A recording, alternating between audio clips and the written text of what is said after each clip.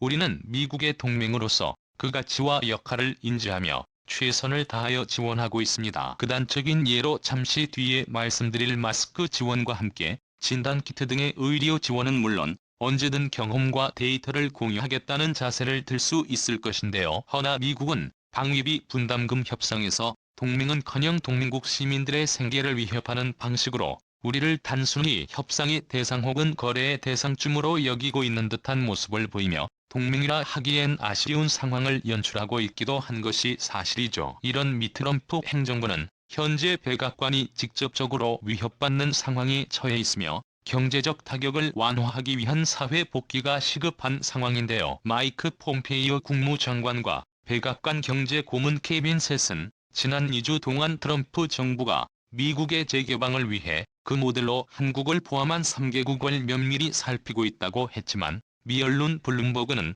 이에 대해 이들 국가들은 미국보다 빠르게 대유행에 맞서 싸우고 재개에 신중을 기하는 국가라며 미국은 그 기준에 부합되지 않는다는 반론을 펼쳤습니다. 한국처럼 위기 대응에 뛰어난 성공 사례와 현재의 미국을 직접 비교하는 것은 이치에 맞지 않는다는 것인데요. 이런 위기에 처한 미국에게 우리 정부는 위기 대응의 공조 차원으로 마스크 200만 장을 지원하였습니다. 미 주요 언론을 통하여 관련 소식이 미국인들에게도 알려졌으며 주한 미국 대사인 해리스는 감사하다는 트윗을 날리기도 했는데요. 허나 감사하다는 해리스 대사와 일반적인 미국 시민들의 감정은 전혀 다른 것 같습니다. 미국인들 중에서는 한국은 언제나 품격 있고 좋은 나라 좋은 사람들이다라며 한국의 마스크에 대한 감사를 표하는 사람도 있는 반면 일부에서는 미국 정부가 이를 악용할 것이라는 비아냥을 하며 분노하는 뜻밖의 반응도 있었는데요. 한국의 마스크 200만 장 지원 소식에 대해 미국인들은 그럼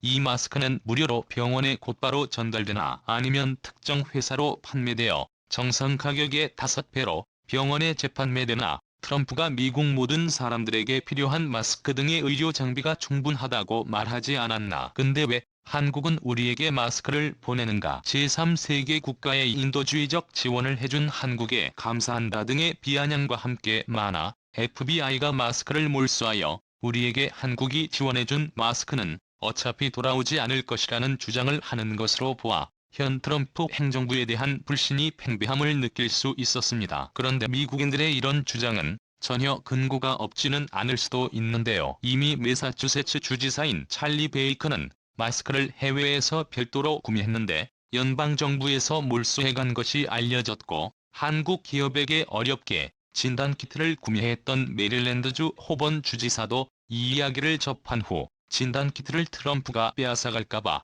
비밀 장소에 숨겨두었다는 언급을 했었는데요. 정치인이자 같은 당원인 사람들에게도 신뢰를 받지 못하는 형국인데 하물며 미국 시민들이 현 백악관에 가지는 이런 불신은 어찌 보면 당연한 것으로 봐야 할 것입니다. 지금까지 BK 뉴스였습니다. 시청해주셔서 감사드립니다.